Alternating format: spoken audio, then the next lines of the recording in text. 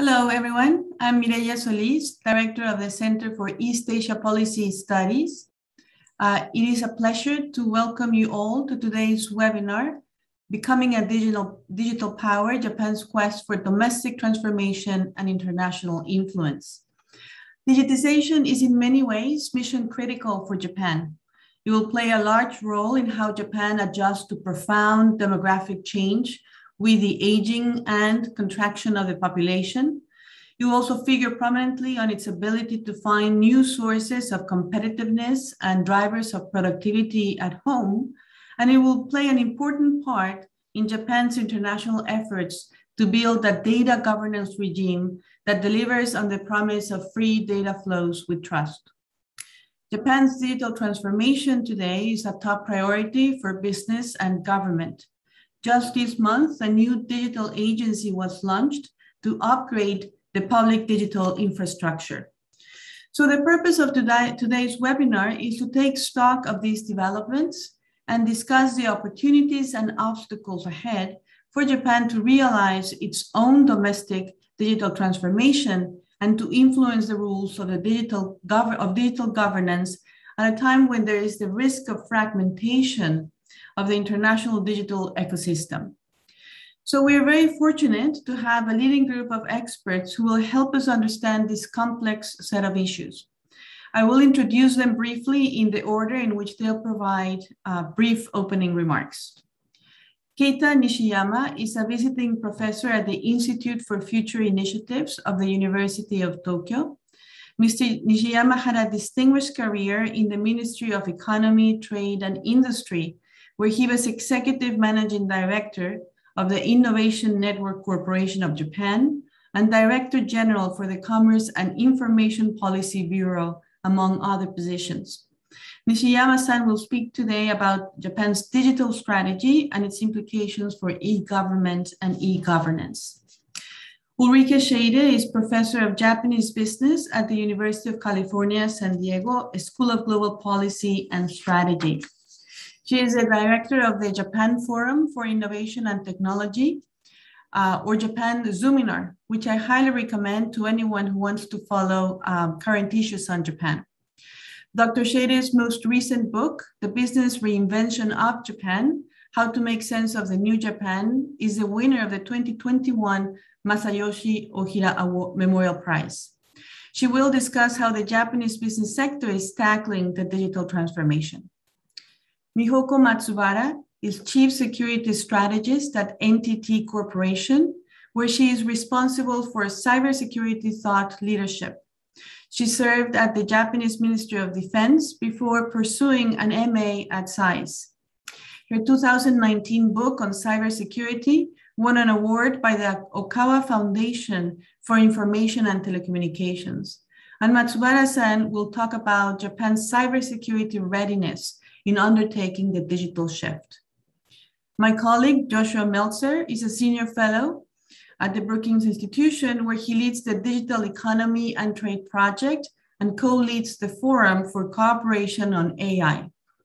Dr. Meltzer will speak about Japan's role in international digital governance and US-Japan cooperation on digital rulemaking and AI standards. So as you can see, we have a terrific group of experts, and they'll start by sharing some views on these important issues, and then we'll have a moderated conversation. So without further ado, Nishiyama-san, please go ahead. Thank you, Mireya, for kind introduction. So I have 7 minutes to speak on the topic. So I divide the topic in two agenda. One is for domestic transformation, and second is, of course, international influence of Japan. On the first topic, the thing I would like to say is, well, if you look at the personal level, not myself, but average Japanese people level, I think they're very adaptable to new technology, including digital technologies at personal level. As you know, we are very accustomed to robots or robotics from manga or animation. So we have no sort of psychological obstacles to make use of those technologies. And on the industry side, of course, you can say that, yes, we may not have GAFA, but if you look at component or equipment level, we still have many world-class equipment manufacturers or component manufacturers, such as image sensors or the equipment which are necessary for semiconductor production.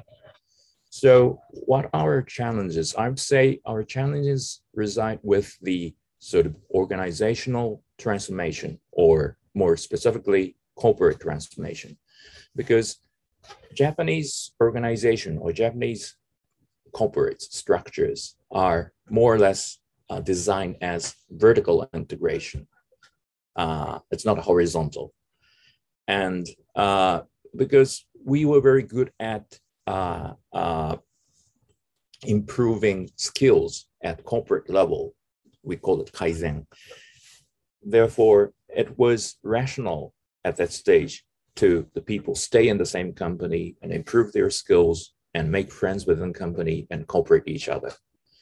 But the problem is digital technology has a nature of sort of horizontal nature, which is shared by different organizations. So vertical integrated organizations do not fit digital technologies.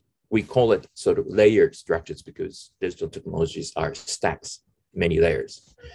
So we have challenges to incorporate these structures within our traditionally vertically integrated structure. Second thing is on digital agency. I personally really have a great hope for digital agency because it relates to the fact that our organization, including government, is really a vertical structures. Digital agency is, without saying, it's a horizontal agency. It looks at the digital technology, digital systems of any line ministries horizontally. And I think they have three advantages. One is, I'm repeating myself, but they have the power to look at digital systems horizontally because they have the power to check the procurement of digital technologies of line ministries. So they have power. That's the first thing. Second thing is they have recruited talents from private sector. That's again something new because, like myself, I retired from government last year, but I was essentially in Japanese government for 35 years. But about 1/3 of people, about 200 people are coming from private sector to digital agency. So that may create some frictions that will certainly transform the culture of Japanese bureaucracy or government in general. That's my hope. And finally, I think the core members of digital agencies have what I may call the architectural thinking, in the sense that they have a philosophy that digital technologies need to be built in at layered structures, not a vertically independent structure. So that's what I call architectural thinking. And they are working very closely with the professionals of architectural thinking, architectural design. So that's, I think, the third strength of digital agency. Though that's the reason for the strong expression. And finally, I'll slightly touch upon the international influence, and that's from my personal experience, because in 2019, I was a Director General, which was responsible for coordinating G20 Digital Minister meeting. And I really feel that Japan is well positioned to coordinate the countries with different interests, different backgrounds. And maybe if we had weakness in the past, we are more timid to say something umbrella concept or big concept. But that's actually we did in 2019. Of course, we thanks to the leadership of Prime Minister Abe, but we, as you mentioned already, we propose a concept of data free flow with trust. And also to build on that concept, we propose a less known concept of governance innovation. We were saying that we need a new structured governance to tackle the issues arising from digital technologies. So I think we are in the position to make more international influence, or of course in a good direction. So maybe I used up 7 minutes, so I'll stop here and Yuri-san, please, or Mirai-san, please. Thank you. Thank you so much, Nishiyama-san, for those very interesting set of comments, both on the domestic side, but also international efforts. And I thought it was really interesting how you mentioned how the digital transformation requires the Japanese government to reinvent itself because it has been, vertically integrated. And we know that ministries have the fiefdoms on their own. And, the stovepiping is a real challenge to the digital transformation. So I'm sure that we'll pick up on that theme as we go forward. Now, I would like to ask Ulrike to please tell us about how the digital transformation looks from the side, from the corporate side of things, the business world. Where is Japan at? Well, thank you very much. And first of all, thank you, Dr. Solis, for inviting such a great group of people. This is a fantastic event. I brought some slides, so let me see whether I can share those. That should work. So I want to talk about the business perspective, and I will make 3 main points. The first is that the digital transformation has a word in Japanese, which in katakana is very clumsy, so they call it DX. So the DX has already arrived, and the first use cases are in fact manufacturing and autonomous systems like self-driving trucks or something. So I want to talk, so that's my first point. And I would like to look at this for Japan as a huge opportunity to grab. There's a chance for companies to reinvent on this moment. And there for 2 reasons. One is demographic change that is happening at the same time. I'll show you some slides here. And then I'll also talk a little bit about digital manufacturing.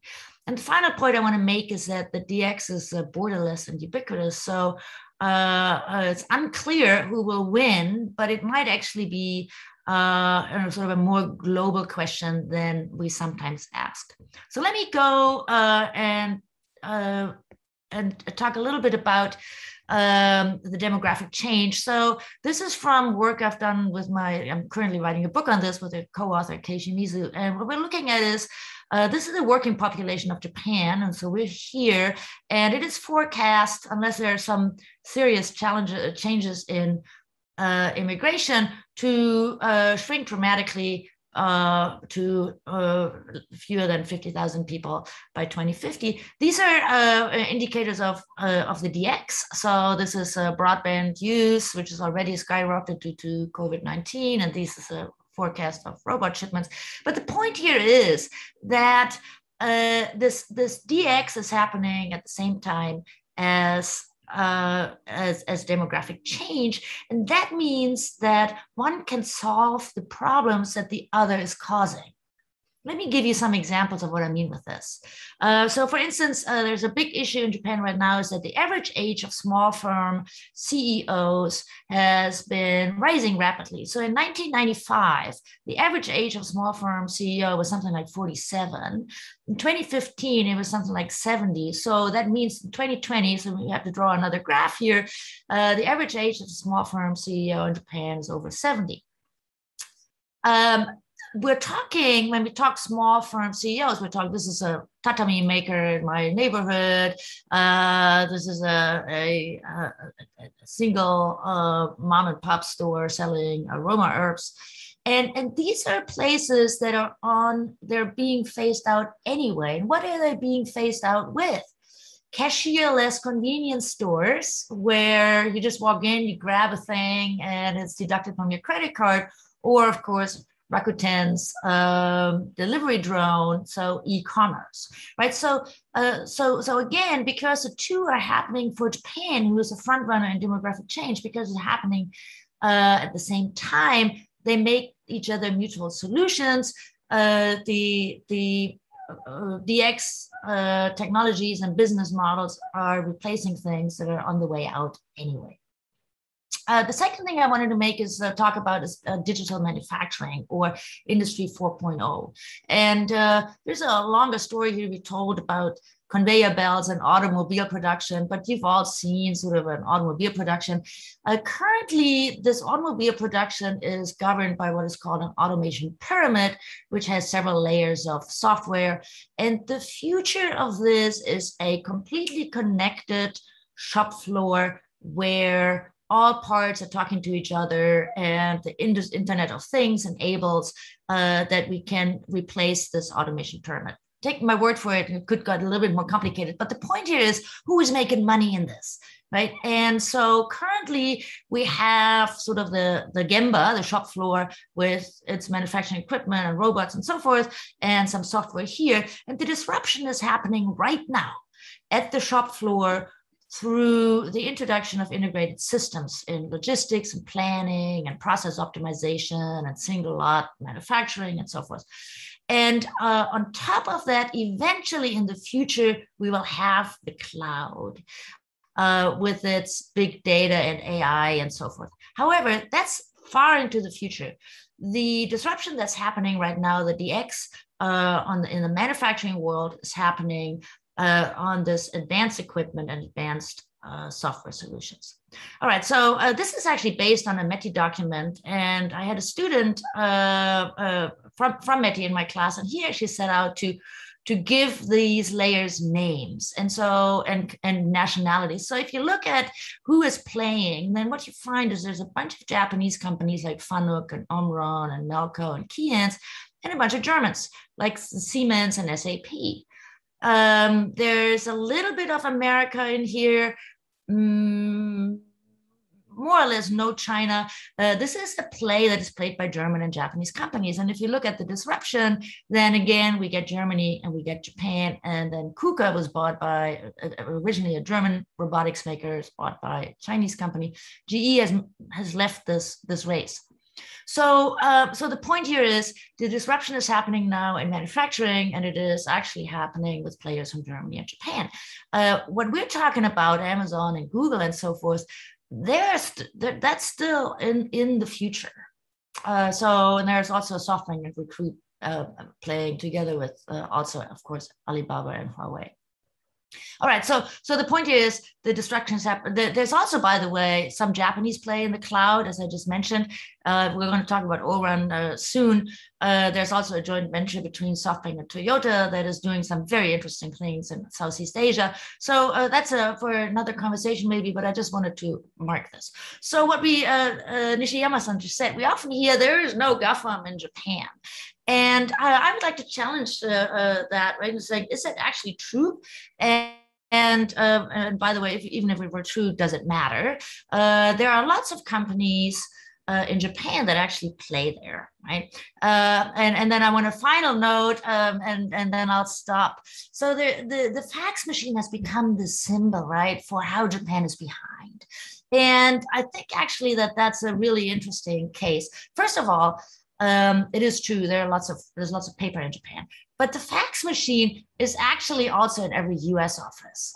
You may not see it anymore, but did you know that these copy machines that we have in our offices are actually now fax machines? So this idea that Japan would be better off if all government offices threw away the fax machine is a little bit not quite right, because US offices also all have fax machines. But there is something wrong in the Japanese office, right? So this is like what Nishiyama-san's former office kind of looked like, right? So there's a lot of paper here, people sleeping, and there's no space, there's overcrowded. So definitely there are some problems in the clumsiness of the office processes, right? And the fax machine has taken sort of a symbolic role in this. And so I completely agree with Keita. It's a thing about change within the organizations. So my time is up. So let me just stop here. The digital transformation has arrived. Japan is a global frontrunner in demographic change, which makes this an opportunity. And we have no idea who's going to win in this. So this will be very interesting to pursue further. Thank you. Thank you, Ulrike. That was fantastic. And, there's so many things to follow up in here, but one clear takeaway is to think about demographic change not as a story of doom and decline, but actually an opportunity, precisely because of that intersection of when the technologies are hitting and when these demographic processes speeding up. Second, the very, texture discussion of where the advantages in Japanese advanced manufacturing are, and that there are cloud competitors. But the one anecdote I was hoping you would share, and you didn't, but had to do with the recent interaction with Treasury, where you mentioned that you had to fax your documents because there was no other way to get it to them. So the fax rules, not only in many Japanese offices, but here as well. So we'll get into many of those issues in the conversation with everyone. I would like next to bring Matsubara-san, and Matsubara-san is a leading expert on cybersecurity, and cybersecurity also is now in everybody's minds. We're increasingly seeing bolder and bolder cyber attacks, and the need to increase precautions. Just yesterday in NPR, there was this news that we all had to, if you have an iPhone, that there's a very critical patch that you need because of a vulnerability that has been detected, even without clicking. And I know that this is a topic, therefore, that's very important for Japan as it considers and it's embarking in its digital shift. So Matsubara-san, could you please tell us about where Japan stands in terms of the cybersecurity side of the digital transformation? Sure, thank you. So I'd like to talk about Japanese digital transformations and challenges and opportunities from the viewpoint of cybersecurity. So Gartner recently published a really intriguing Chief Information Officers Survey report a few months ago, based on their survey of 200 CIOs in the world. And 37% of Japanese CIOs believe their digital transformation has reached a mature level. And this is 10% lower than global average. So I wondered why Japanese CIOs are not very satisfied with the stage of Japanese digital transformation. So here's my theory. So I think this is related to the Japanese digitization history and also the history of manpower and hiring. So Japanese end user companies traditionally outsource our IT work to vendors and third parties because Japanese companies started to adopt information technology back in the 1990s when the Japanese bubble economy crashed. So the Japanese companies had no choice but had to adopt IT to cut costs. And I think that we still have that kind of mindset. So according to Japanese IT white paper in 2017, 72% of Japanese IT professionals work at vendors. In stark contrast, 65% of IT professionals are in-house in the United States and 61% in Germany. So good news is that 60% of both Japanese and global CIOs consider cybersecurity is a top priority for their investment in digital transformation, according to Gartner. But more reliance on information technology means a larger attack surface such as ransomware attacks or cyber espionage, as Mireya just pointed out. But again, Japanese end user companies tend to outsource not only IT work, but also cybersecurity work to third-party vendors. So digital transformation will require them to hire in-house cybersecurity and also IT professionals. But sometimes they do not just have enough resources, especially during this economic downturn by this pandemic. So to accelerate digital transformation in Japan, end user companies also need to have leaders who understand and invest in technology and security and who can make a decision quickly enough to keep up with the speed of technology evolution. Sometimes they are even required to launch totally new services, thinking outside of the box to be competitive and to survive in the market.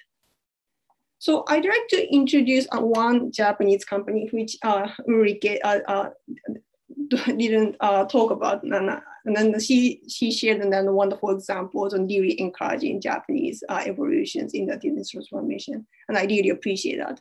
So for example, Sompo, which is the second largest property insurance company in Japan, has been pushing digital transformation since 2016. When they hired Chief Digital Officer Seigo Narazaki, who used to work in the Silicon Valley in the United States, and his motto is disrupt or be disrupted. And then he changed digital transformation or die, because it is impossible to survive in the business environment otherwise. So Sompo's projects used to be just focusing on insurance because that's their main business is. However, now their business operations are now very diversified to include open innovations in the Silicon Valley and Israel, as well as cybersecurity services. So currently, Sompo is the only one Japanese insurance company whose stock is categorized as digital transformation stock. This is amazing. And the 5G or 6G or beyond technology will further enable Japanese companies to promote digital transformation by connecting more devices to the internet and offering value-added services and big data, such as mobility, financial, and healthcare. It means security by design and supply chain risk management will become more complicated, but also will become more important than ever. And I'm really encouraged to see these statistics that 60% of Japanese companies are now very mindful of supply chain risk management. And they include cybersecurity questions and requirements in their contract documents, according to the Japanese Information Technology Promotion Agency under the MERI. So still, there is no specific definition of security by design. Of course, everybody is now talking about, oh, security by design is so important, but what is that? So 5G, 6G, or beyond will make the attack surface bigger, and countries, including Japan and the United States, need to start discussing how to incorporate security by design, not only to IT devices or 5G or 6G technology, but also to incorporate in our business operations and service projects. But my final concern is a global trend of deteriorating security during the pandemic, as Mireya pointed out. So HP recently published an interesting report. So 91% of IT leaders in the world have felt that pressure to compromise on security during the pandemic to prioritize productivity. And 31% on young workers between 18 and 24 years old have even tried to bypass corporate policies to get work done. 80% of IT people said that security was becoming a thankless task as no one listens and no one cares anymore. This is devastating because now we are relying on IT and digital transformation more than ever. So the HP's survey was global and not country specific, not Japan or US specific. Yet because Japan and the United States and also Germany are now accelerating the digital transformation, we need to be very mindful about how to incorporate security in the process of digital transformation. The two allies from the government and industry should discuss the digital generation gap as well for the better digital transformation and also security, and also for the better and free and open Indo-Pacific. Thank you. Thank you very much, Matsumoto. And that was also really terrific. I learned a lot, and very interesting points about the need to boost the IT capabilities of firms, how CEOs are looking at this challenge, but also I thought was very interesting how the pandemic shock has altered the equation, both because it has created tremendous demand for digital services, and we are all teleworking, but also how we feel tempted to cut corners. And we spend so much time now online that the risks are higher. Later in the discussion, I also was thinking when you mentioned the deteriorating environment and how cyber attacks are becoming more frequent and more audacious, it would be interesting to discuss how Japan is dealing with, state-sponsored cyber attacks or foreign attacks on its infrastructure and so forth. So I would like to pocket that one later for in case we have a chance to address that. And with that, I would like to turn to Josh, who will, address the international side of, Japan's trade diplomacy, data governance, but also share very interesting work he's doing on AI standards. Josh, over to you. Great. Thanks. Can you hear me? Yep. Okay, great. Thanks, Maria. It was great to be here. Great to see you and to meet new people and for some familiar faces. Look, I'm one of the things that Japan's been a real leader on the digital governance space broadly, but one of the things that Japan, in many respects, I mean, we have a debate in the United States about the extent that there's going to be decoupling from China, etc. But in many respects, Japan is almost at the pointy edge of that spear in terms of what happens in the Asia region broadly, and the extent that it remains sort of an integrated sort of technology space, or one which becomes bifurcated, not only around China, but also other countries in Southeast Asia that gravitate in that direction, and those that are sort of more open and sort of free-flowing in a data sense. That the model that Japan and the US and others are promoting is going to have enormous implications for Japan. I mean, Japan probably has got more stake in avoiding a splintering of sort of the technology stack and the internet broadly than most countries. And I think you see this in a very proactive sort of digital diplomacy from Japan from a long time. And this, I think, will be very significant in terms of shaping the opportunities for Japanese industry, certainly going forward, when one looks at this as being sort of, do or die in terms of digital transformation. How that digital space looks in the region will matter enormously. So Japan, obviously, we know data-free flow with trust, that came out of the G20. And importantly, obviously, China's in that. So that's sort of to the extent it's a global sort of vision for data flows, that is very consistent with an approach which tries to avoid the splintering happening. Japan was very instrumental, in fact, in setting up GPI during their presidency of the G7. We'll talk a bit about that, but that's around AI in particular. But Japan was a leader in pulling the CPTPP together. I think there's and that's got these very forward-looking commitments on data flows, no data like localization and so forth. There's obviously a very important question that's now arisen that China has formally applied to join the CPTPP. In eons back, when the US sort of actually was engaged in Asian digital trade diplomacy, this is in many respects what the whole CPTPP was in part set up to do, was to get China to join these high standards rules. But in the absence of the US, given now the tensions between the US and the West and China, this is now a move which presents a lot more challenges, I think, for Japan and other CPTPP countries to manage. But again, I think the tension is there between wanting to encourage China into this high standards, sort of open rules-based approach to data flows and digital technologies. And the CPTPP is potentially a vehicle if this sort of overture by China could be managed appropriately.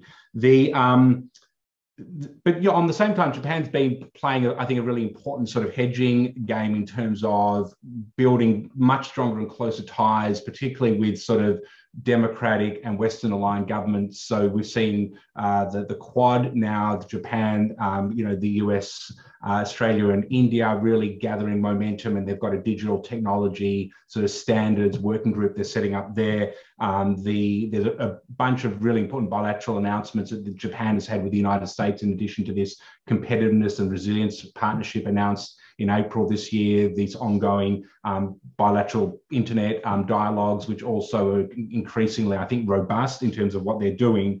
And on top of that, we've seen Japan very active in sort of this broader regulatory space. We haven't spoken so much about that, but the complement or the key additional part to a data-free flow vision is this notion of trust, or what Nishiyama-san, I think, was talking about as governance as well. And Japan has sort of been one of the few countries in the world, for instance, that has managed to get an adequacy finding on privacy from the Europeans. It is also a member of the cross-border privacy rules in APEC.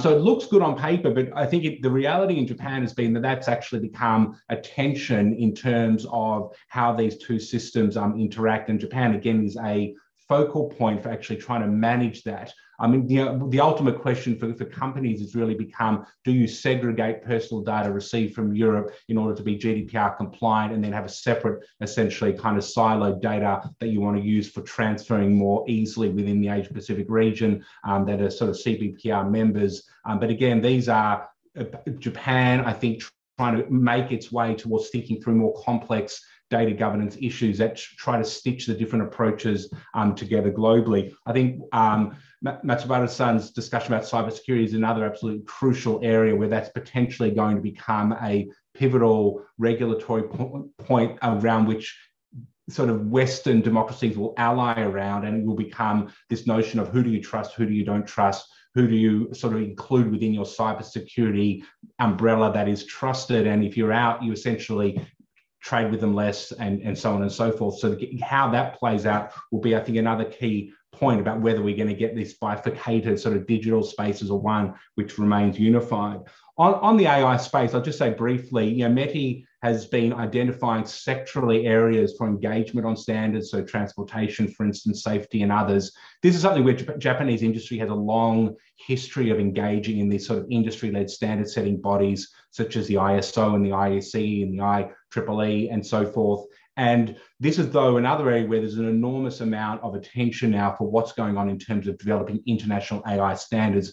I think, again, thinking about this through the lens of where Japan sits at the intersection between wanting to sustain a global approach to technology and avoiding bifurcation, the important thing is that China is engaging in these standard setting bodies. Now, there's a lot of sort of concern about how they might use these standard setting bodies to essentially push, party agendas and for standards which are not technically driven, but are really kind of strategically sought to prop up longer term sort of Communist Party goals here. But the reality is, I think also that the standards processes are working quite well, and that the processes of developing sort of best-in-class technology still remains the driving force for producing these standards. So, real ongoing sustained Japanese industry participation in these bodies, possibly with some more beefed up cooperation with the US and other allies on approaches in these standard bodies, certainly to avoid them becoming too geopolitical, I think is going to be another important dimension here in terms of sustaining a global approach to the technology stack broadly, but certainly to AI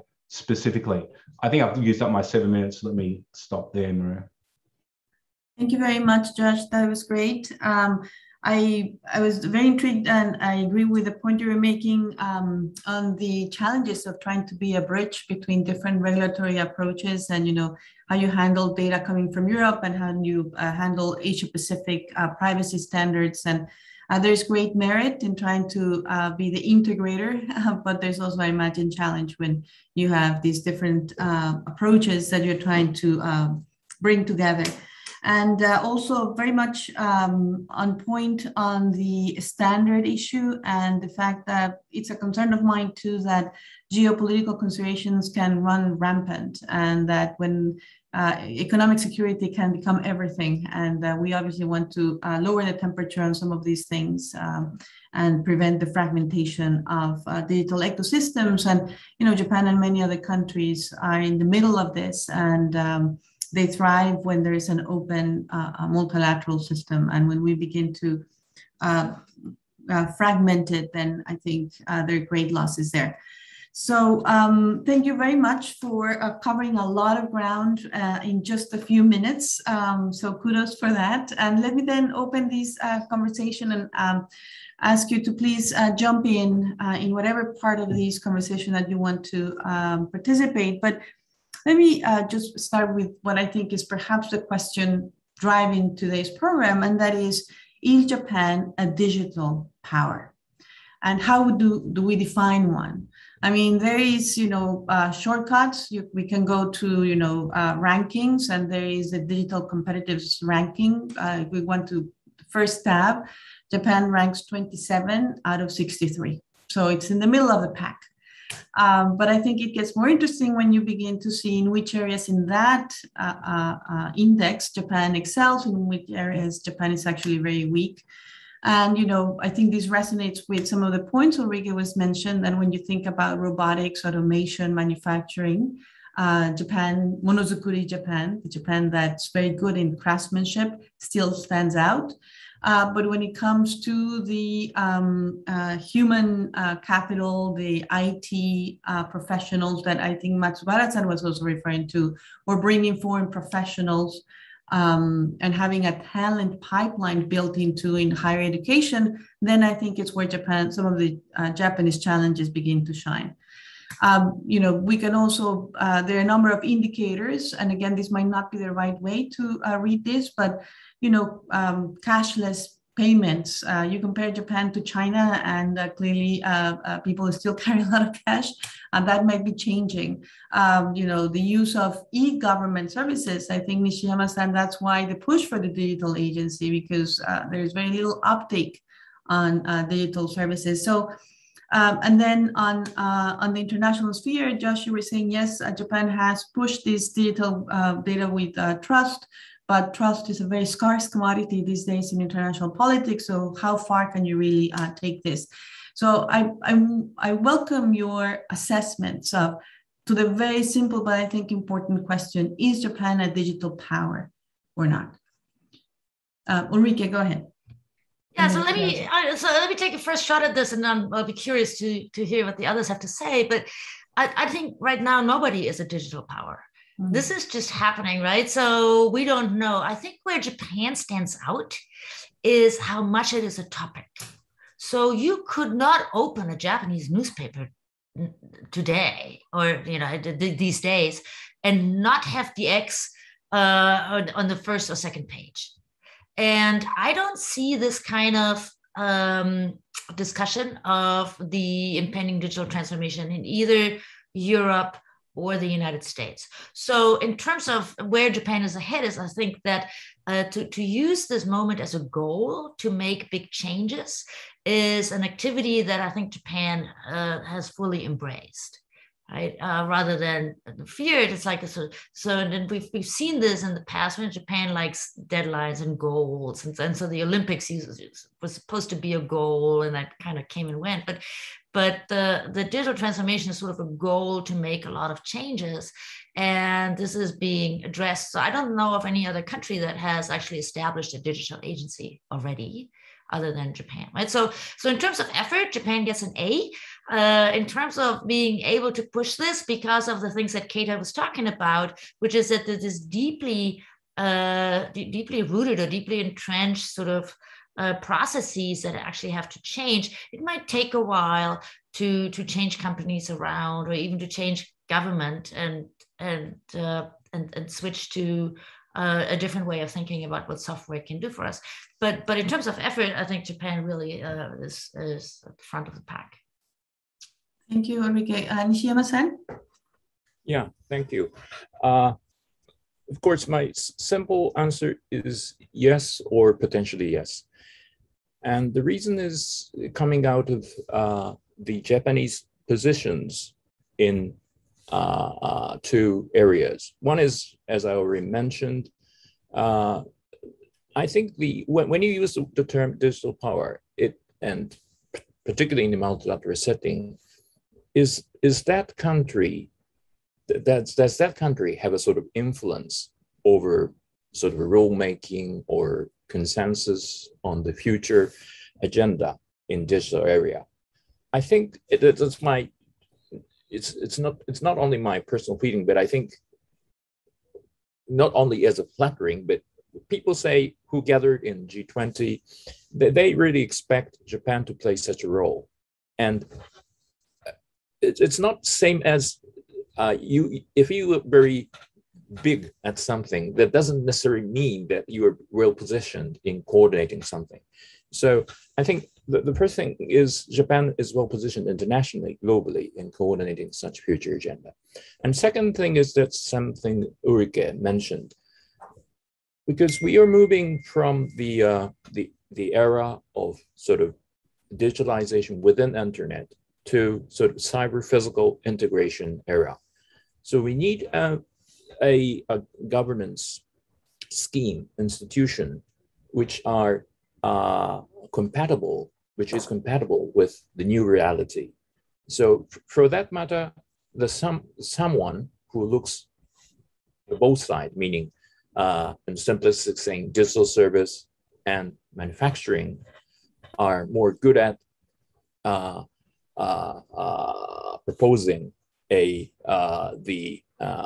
ideas on the future governance on these areas. And as Joshua mentioned, yes, if we just utilize the first position, you might see Japan as saying, I agree with you, and but also I agree with you. So you're agreeing almost everybody. And what's your position? That may happen, but the reason my optimism is that if Japan can propose something, the future way of governance, which can incorporate both cyber space and physical space, that's something we can play a positive role. And the reason why I say potentially yes, because we haven't realized yet, but my simple answer then is therefore potentially yes.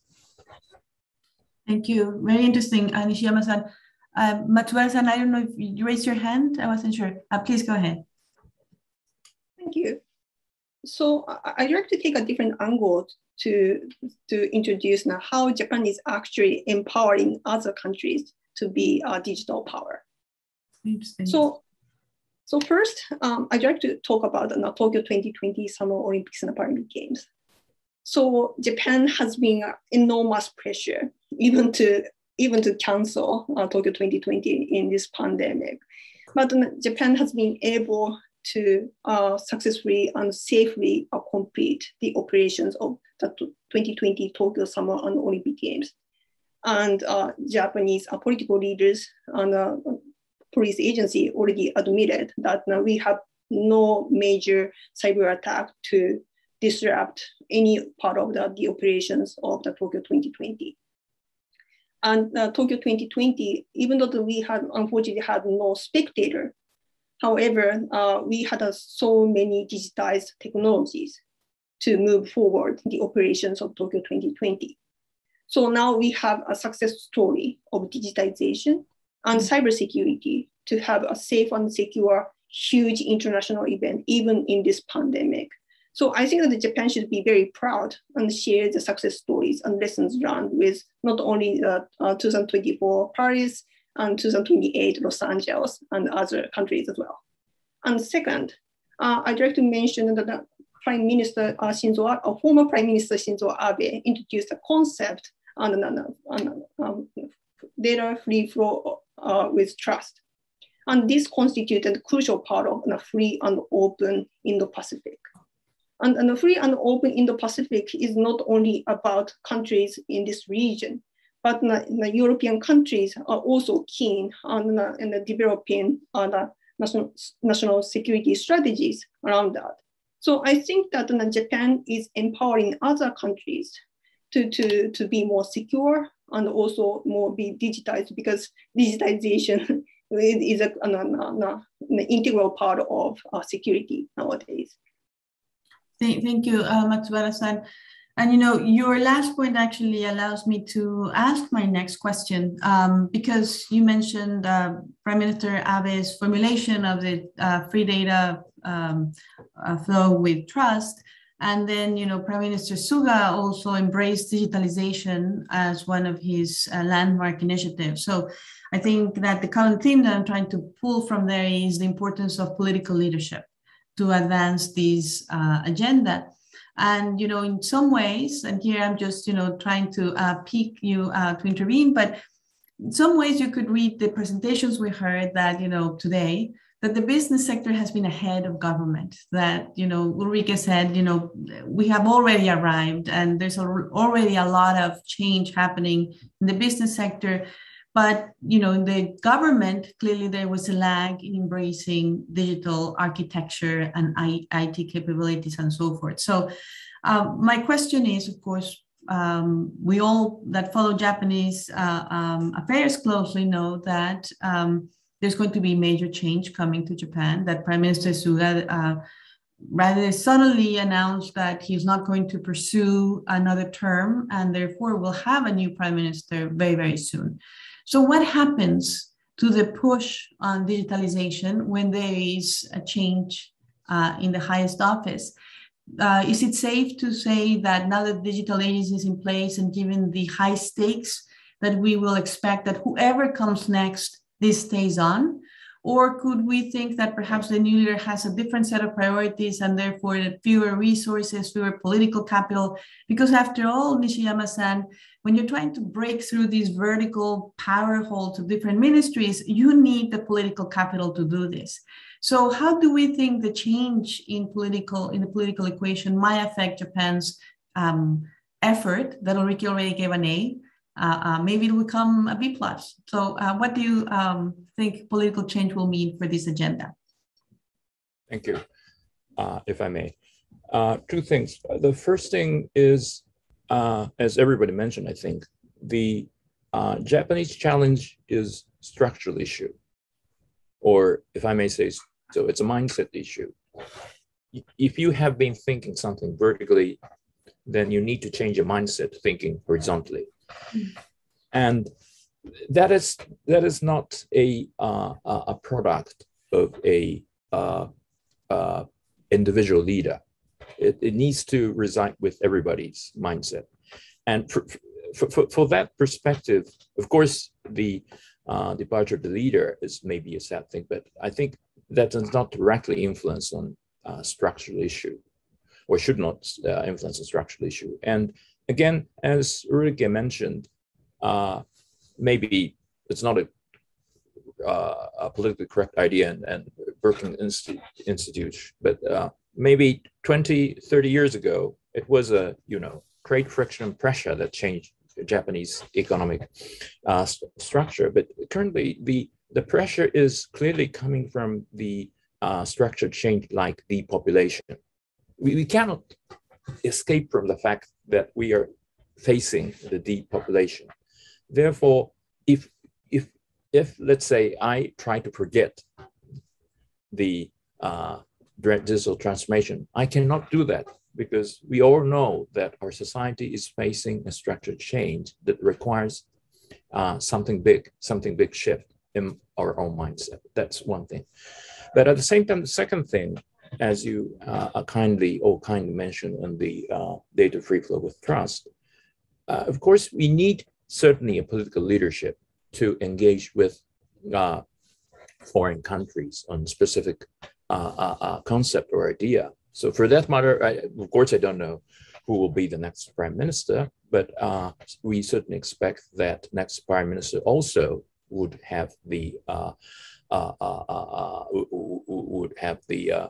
will engage the foreign countries on these agenda with his own skill of leadership.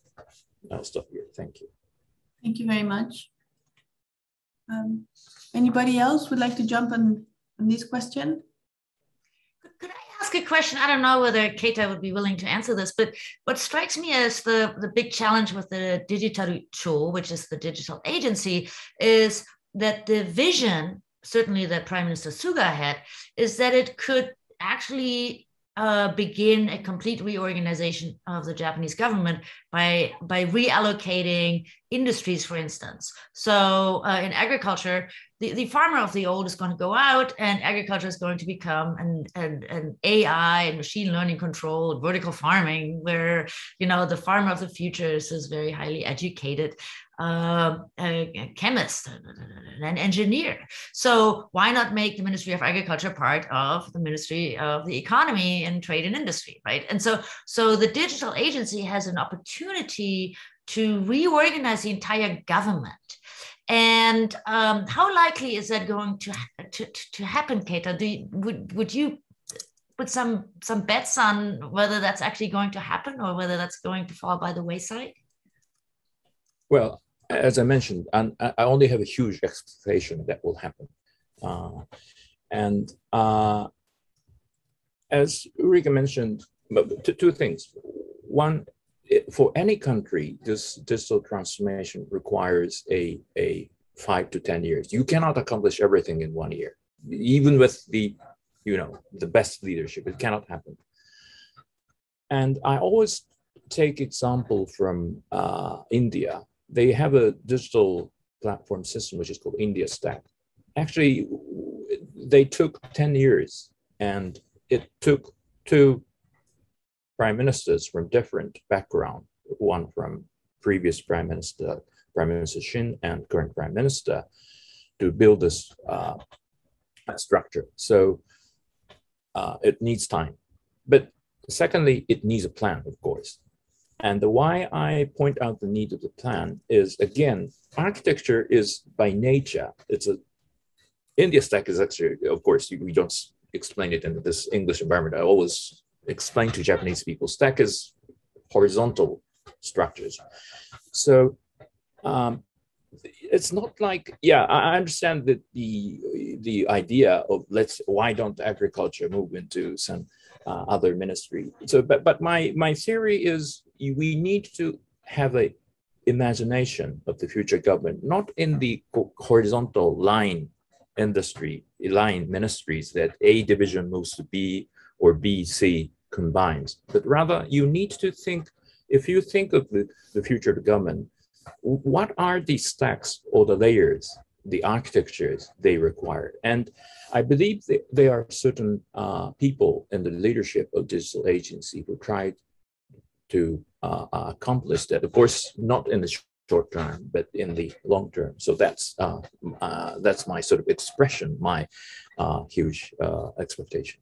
Thank you, Nishiyama-san. And let me just move it into the next question because I'm mindful of the time, and Josh actually has to leave soon. So I want to ask a broad question for everyone on US-Japan cooperation, but I'll probably give Josh the first go at that. And we hear a lot these days about tech democracies. I think that has become a really important framing of the merging of geopolitical and geoeconomic interests, so to speak. And the idea is that these tech democracies can cooperate on supply chain resilience, on emerging technologies, and maintaining high standards for the digital economy. And we know that this has become very important to the US-Japan dialogue, and the leaders meeting, it figured prominently. There was the launch of the competitiveness and resilience partnership. That's how it was framed in that communique. And again, 5G and Open RAN, supply chain resilience, cyber, digital connectivity in third countries. We now have a very full agenda in the US-Japan landscape. But that doesn't mean that cooperation is always easy and smooth. So I want to ask, what are the opportunities and what are the challenges in realizing this ambitious set of objectives? Where are the US and Japan fully aligned, where they might have different ways about how you implement some of these initiatives, where their interests might not be as clearly convergent? So Josh, why don't you get us started on this question? Sure. Thanks. And let me just preface this by saying that I think Japan is, to your earlier question, is undoubtedly a digital power. But there are and Nishiyama-san and Ulrike have and everyone really has sort of outlined that there are challenges on the horizon. Clearly, I think the population bit is important. Talent, I think, is just fundamentally going to be key to how dynamic Japan is and innovative going forward. But if you look at Japan across broadband capacity, governance, rules, IP, cloud computing update, and so forth, they do extremely well. And to Nishiyama-san about convening power, the ability to pull together around key governance standards and visions for this is, I think, testament to that. And I think this is why also the US-Japan cooperation is really actually around building this out globally. The EU is a key partner as well. but they are in a slightly different place and present their own set of challenges. And in many respects, actually, technology has become central, I think, to so much of what drives now the bilateral relationship and cooperation in that front. But the way these ultimately work is these only work when the partners themselves are capable domestically. The most powerful bilateral partnerships are not ones where you look to the other partner to essentially prop you up when you lack the whether it's the capacities or the capital or the talent domestically, but one where you are both bringing real strength to that partnership, and then you build on those strengths. And I think actually the US and Japan are well partnered in that respect. I mean, Japan brings enormous strengths to any type of bilateral cooperation on technology. And as I sort of said earlier, I think given Japan's sort of position geographically, its integration into supply chains really throughout Northeast Asia and Southeast Asia, its stake in how this plays out, and really what is the most dynamic and key region now in terms of what one thinks of in terms of how governance will develop, is really absolutely central. So I think Japan actually also brings that sort of like perspective into the bilateral relationship for the US to essentially be sensitized to the challenges that its key partners are facing as the US essentially battles this out with China. Primarily, I think it's also sort of a key part that Japan brings to that. There are other countries in the region that do that as well, but Japan is absolutely key to that. The one area that I think that, Japan has been, I think, a really great partner when you think about what Japan's been doing on Open RAN, for instance, which is absolutely important. The key area is ultimately going to be, I think, also collaboration on R&D. I mean, I think this is where there's probably more that can be done. I mean, just on the small AI area, Japan's budget for FY 2021, I think, was about $1 billion. I think, this is not only just about spending money, but I think that this is, AI R&D has inherently always been a distributed sort of research-driven effort. It's still, despite all the attention, a very much an emerging technology where innovation and basic R&D remains key. The US is really scaling in that area, and I think that's one area where it is a focus of the bilateral cooperation. I'd like to see a lot of substance built around this. I think it's one area where both countries together can do a lot of good work. Josh, and I know that your time is short, but if I may, one focus question about the potential of US-Japan cooperation in the digital domain. It would seem that an obvious one would be to take their bilateral digital agreement and build that into a plurilateral agreement, or coordinate, in joining other digital agreements like the Digital Economic Partnership Agreement. What is your sense about the USTR or the Biden administration's willingness to undertake a digital trade negotiation with a greater degree of ambition? Look, I think that they, it's a strategic no-brainer for the US to re-engage at least on digital in the Asia-Pacific region, whether it is rejoining CPTPP, unlikely, but maybe pulling together some like-minded partners to do something new. I know that I think the Japanese would be very supportive of that, as would others in the region. I think it's hard for USTR to take that step right now, given how much of their trade policy is through this lens of worker-centric trade policy, and how do you explain, and what would you, at least the fundamental question is, what would you do that is not being done before in a digital trade agreement that would make it more worker-centric, and it's not an easy answer. But I do think there's a lot of attention being given to this at the moment, given, I think, the understanding in administration of how important it is for the US to re-engage on these issues. Thank you. So I would like to bring the other panelists: tech democracies, US, Japan, 5G, Open RAN, supply chain. Thanks, Josh. Semiconductors, I mean, the sky seems the limit. So what are your thoughts on where the US-Japan partnership is heading? Nishiyama-san. Yeah, thank you. Again, I was in the government. I was also directly involved in the 5G cooperation between US and Japan. And I think it is a very promising, in the sense that the geopolitical situation actually matches the shift in technology. Because even if you want to cooperate something in technology area, if the nature of technology doesn't match with what you would like to do diplomatically or geopolitically, that wouldn't realize. But you mentioned the Open RAN, and Open RAN is, as you know, it's a system where the 5G system will be divided in different modules and parts, and also tries to make sort of transparent each other mutually. So I think that is a very good example why we call it a digital free world with trust. Because if you are procuring a system which is a by nature black box, that wouldn't possibly give you a comfort of trust.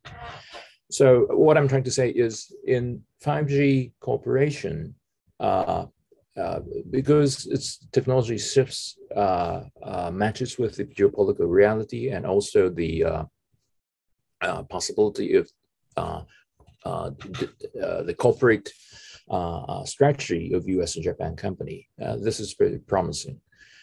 And secondly, I think if there are any sort of differences between US and Japan, potential differences, that maybe is, again, this is something Josh already mentioned, because Japan is trying to, of course, we have no reservation in starting something between like-minded countries, but we are, as a country, pursuing, if I may say so, more sort of multilateral approach. Therefore, we would like to involve other countries as much as possible on board, not only as a US-Japan bilateral relationship. So, of course, whether you see it as a Japanese role on the US perspective, or it's a tension between bilateral approach and multi-dimension, it's of course depends on your perspective, but there are certainly differences in approaches, or I should say, the approaches Japan is focusing, building on the US-Japan bilateral relationship. I'll stop here. Thank you. Thank you, Nishiyama-san. I would like also to bring questions from the audience. We have a lot of interest, so there have been several questions, and I'll try to group them because time is beginning to run short. There are two questions that I think have a common thread, and that has to do with the human capital question, and whether Japan has the right level of skills, engineers, IT specialists. So let me find, and I should probably put my glasses to find, oh yeah. So Ashok Ashta from the University of Kita-Kyushu asked the following question: what progress has been made since 2000, when then Prime Minister Modi visited India to woo IT engineers to work in Japan? At that time, there was a reported shortage of 90,000 IT engineers. How is the manpower or women power situation improved in these past 20 years? And if I can tag another question related to this, Betsy Matsunaga asked, what does the future classroom look like in support of the digital transformation? So how do we get the people with the right skills to enable the digital transformation? What is the situation in Japan? Any thoughts from the panel? Ulrike and then Nishiyama-san? Yeah, I'll keep it short. So I just looked at some of the data and some of the initiatives. So the Kante, the Cabinet Office, has announced a education reform, which Next, the ministry in charge, is pushing through. And it's a typical example of Japan taking forever to decide what to do. But once it's decided, it's actually pretty fast. So, so there is a decision now made that the curricula will change. The universities are changing the curricula. All that said, though, to the first question, I think there is right now recognition in about every country that we are short IT skills, right? And so what I like to also point out is that Japanese companies, this is one of these areas where sometimes tradition helps you. Japanese companies, of course, given the tradition of lifetime employment, have always done training on the job. And so here, this is a moment where reskilling can actually happen on the job without a lot of resistance by the workers, because it's always been done, right? So the large Japanese companies have all already launched reskilling programs, and they're sending their, their various folks into classrooms, learning how to think about applications of AI in their particular area. So there's a lot of things happening. We'll not see the results anytime soon, but the action is definitely there. Nishiyama, thank you, Rika. Nishiyama-san, you had a comment? Yeah, thank you. Because the first question came from the India connection. So we also, just as for example, promoting the relationship between India and Japan for this human resource issue, because we all know that there are many human resources, particularly architecture, software engineer in India, who can work closely with Japan. And we started with, for example, IIST, India Institute for Science Technology, to direct talk with Japanese large companies to recruit people from India. And so things are moving, I think. That's first thing. And secondly, on the shortage of digital skills, I think it's common to US as well. I think we need a redefinition of digital skills, because the technologies are developing. As a result, if you are user of digital technologies, you don't have to write programs. Maybe I'm exaggerating, but essentially that's truth. Therefore, if we are back in 20 years, 30 years ago, if you need to introduce IT technology, you need somebody who can write programs. But that's not reality today.